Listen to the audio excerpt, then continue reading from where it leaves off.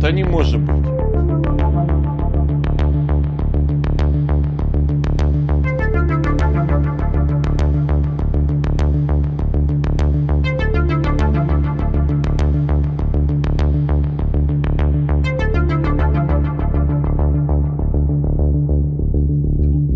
Когда берешь в руки, даже не верится, что это планшет в чехле. Думаешь, ну просто MacBook, да и все. Единственное, что отличает, это такая вот вдавленная надпись ZAG, производитель этого чехла. Так и хочется сказать, и MacBook. Действительно, вот когда вы его открываете, вот так открываешь, ну точно MacBook. Вот та же раскладка, те же клавиши, все то же самое, но только вот чего-то вот не хватает. Я когда вот так открыл, да, его в начале, но чего-то вот не хватает. Вот не хватает вот этого, вот, знаете, вот этого вот шершания по тачпаду абсолютно не хватает. Почему не доделали? Ну вот было бы реально вот просто как MacBook, да и все. Эх, погнали! Да, чехол с клавиатурой для... Опять хочу сказать MacBook. Чехол с клавиатурой для iPad Pro 12.9. В принципе, не будем останавливаться на размерах, потому что они выпускаются для любых размеров iPad. В частности, у меня iPad 12.9, и этот чехол именно под этот размер. Да, фирмы ZAG. Это у нас верхняя сторона. Защелкивается очень хорошо и очень крепко сидит. Принцип действия очень простой, да? Верхняя сторона и, собственно, сама клавиатура с вот такой вот красивенькой ложбинкой, в которую вставляется, собственно, вот такая вот верхняя сторона. И получается вот такой трансформер. Вот. Сразу скажу, что по весу одинаково абсолютно. Вот что это. Тоже это я считаю одним из больших минусов, потому что я не знаю, что можно было сюда напихать такого тяжелого, поскольку здесь, собственно, кроме аккумулятора, может быть, контроллера Bluetooth и контроллера клавиатуры ничего нету. Два маленьких чипчика. Но аккумулятор, кстати, обещает быть очень большим, потому что хватает, по заверению производителя, до 2 лет непрерывной работы. Вот. Вот так вот вставляем. Раз. И персональный компьютер готов к работе. Сразу пару слов про качество сборки. Качество просто идеальное. То есть оно настолько обтекает. Вот сделано все в едином стиле и никаких острых углов, все идеально подогнано, никаких люфтов, ничего не скрипит. И самое главное, я считаю, для чехла это вот этот шарнир, с помощью которого вы можете iPad поставить в любое положение. Я вот даже в такое, я правда не знаю, для чего нужна такая раскладка, вот так вот его, да, полностью. Но в этом положении iPad и в этом положении iPad лежит просто идеально. То есть вы можете и так, и так, и вот так. Если вы перевернете, это очень удобная фишка. Я считаю, это одна из самых удобных фишек, когда вы можете смотреть кино под любым углом. Вот чего мне не хватало в стандартных чехлах, это вот именно вот этого угла наклона, потому что стандартный чехол, как правило, идет вот так, да, то есть вы видите вот в таком вот положении, и это не совсем удобно, особенно если ты лежишь, и мне всегда приходилось что-то подкладывать сзади для того, чтобы повернуть его вот в таком положении. Этот вы можете хоть в таком, причем, наверное, все-таки вес вот этой клавиатуры для этого специально был и сделан, чтобы утяжелять конструкцию нижнюю, да, то есть когда оно работает как противовес, то есть видите, даже в таком положении, вот так вот, да, даже в таком положении он спокойно лежит и не просит упасть. То есть вы можете абсолютно работать нормально, все функции iPad, это все просто супер, да.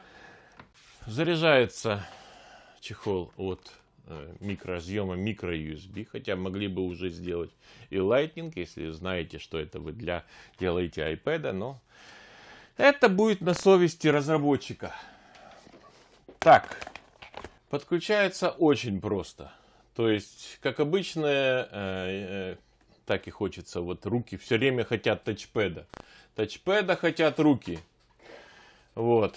Конечно, лучше использовать, если нужен тачпэд, обязательно использовать с мышкой.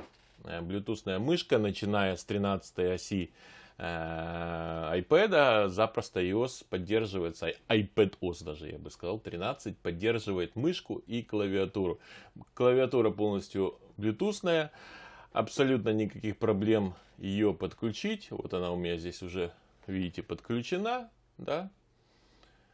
ZAG Slimbook называется, да. Просто при включении зажимается клавишка FN и F1. И все. И погнали на...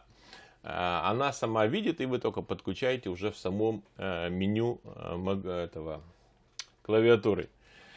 Идеальное качество кнопок. Просто идеальное. Просто. Вот. Расскажу пару слов о ключевых кнопках. Кнопки, видите, здесь есть такие немножко специфические на уровне F1. Вот этот весь ряд, они специфические, в отличие от привычных MacBook. Например, вот эта кнопка, которая одним кликом покажет все вот эти ваши открытые окна, да, которые были. Эта кнопка Escape, выход, закроет все. Если у вас какая-то программа открыта, она сразу раз и закрывает эти окна. Клавиша включения музыки, естественно.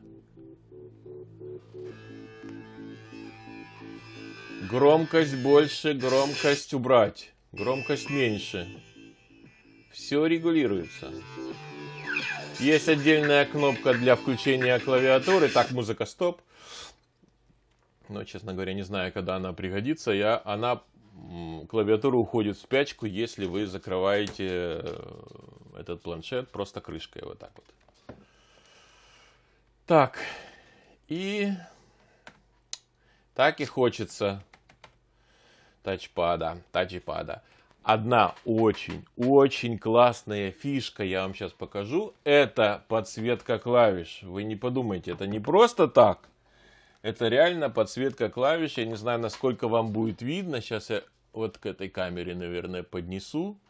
Причем подсветка меняется. Не уверен, что будет видно. То есть 3 градации разного цвета. Причем светятся сами буквы. Не только вокруг клавиш. И сколько тут? 1, 2, 3, 4, 5, 6. Получается цветов. Зелененький, желтенький, красненький, сиреневенький, и белый, и синий, и голубой. И зеленый опять пошел по кругу. Это просто бомба, реально, ребята. Такого я не ожидал просто за относительно небольшие деньги, но в этой клавиатуре и подсветка клавиш, и полный функционал. То есть, еще одна ключевая фишка, то что при нажатии на зажатии кнопки вот этой CND, да, то есть тут показывает, сразу выскакивает в каждом приложении свое, вам help, вам помощь по тому приложению, в котором открыто. То есть, что можно нажать, чтобы перейти и сделать какие-то действия. То есть, если вы откроете, например, сейчас, ну давайте откроем, что у нас. Мы откроем, ну,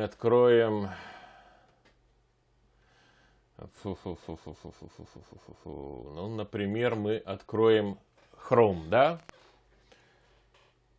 Зажимаем и держим. И показывает все, новая вкладка, открыть, все, каждое. То есть, что можно сделать теперь вот с помощью нажатия этих кнопок. Быстрые клавиши, это очень суперовская фишечка. Так, и, ну, например, то же самое, если мы откроем в Word. Давайте попробуем какой-то файл открыть в Word. Курсоры, видите, можно, то есть, проматывать, естественно, клавишами вверх и вниз. Вот, но при нажатии на кнопку помощи, то есть, вам идет, причем тут несколько страниц, и показывает вот эти быстрые кнопки. Очень удобная штука, честное слово. Выбор окон. стандартно вообще. То есть вы выбираете то приложение, которое вам надо открыть.